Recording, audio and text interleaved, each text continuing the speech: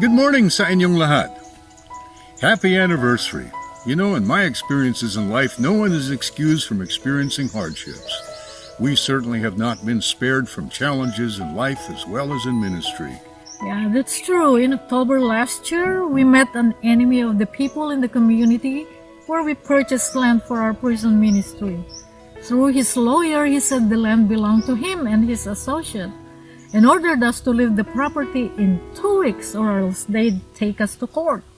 4 days later, we heard he had been nabbed by the police for illegal possession of firearms and ammunition, including land extortion letters.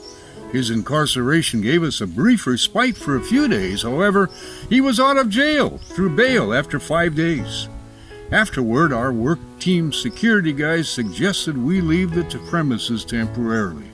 But we decided not to, and stayed to show that we cannot be threatened because in our hearts we had done no wrong. Furthermore, this is God's land.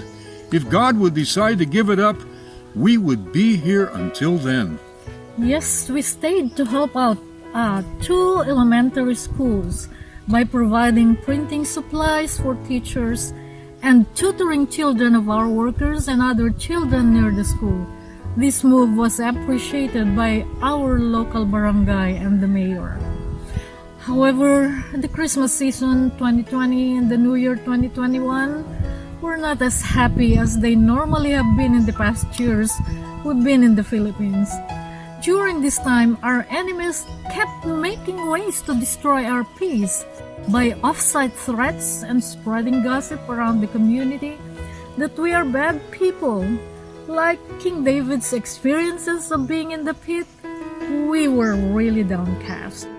These enemies filed legal complaints against us, but they were later denied by the court for lack of merit.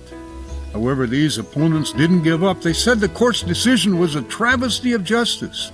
In June, they decided to bypass the legal process altogether and entered the property by force, removed the central fence, plowed the property with a tractor, and claimed as close as 10 meters away from where we live. We had children of staff members living on the land evacuate and live temporarily with relatives in other towns to ensure their safety in case there was a major takeover of the property with violence.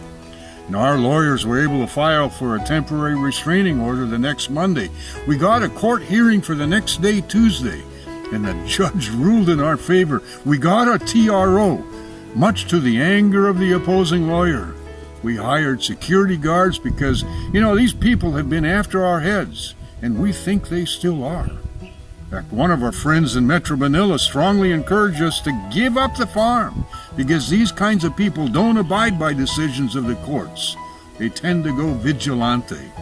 But the Lord is our strength, power, and encouragement during these difficult times, such as in Exodus 14:14, "The Lord shall fight for you, and you shall hold your peace."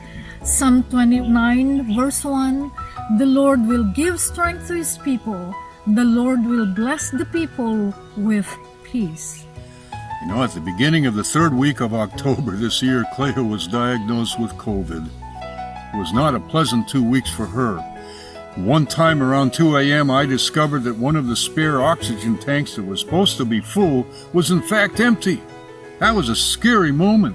I prayed so hard that her oxygen level would not go down fast.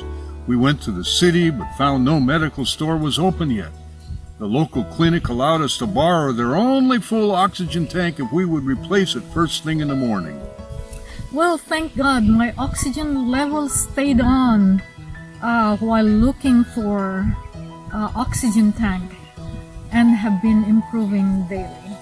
Fighting our battles has taken so much toll on us physically, spiritually, and financially. We've been tempted to give up, but God has given us strength, continues to provide for our escalating financial needs, and is giving us peace that passes all understanding.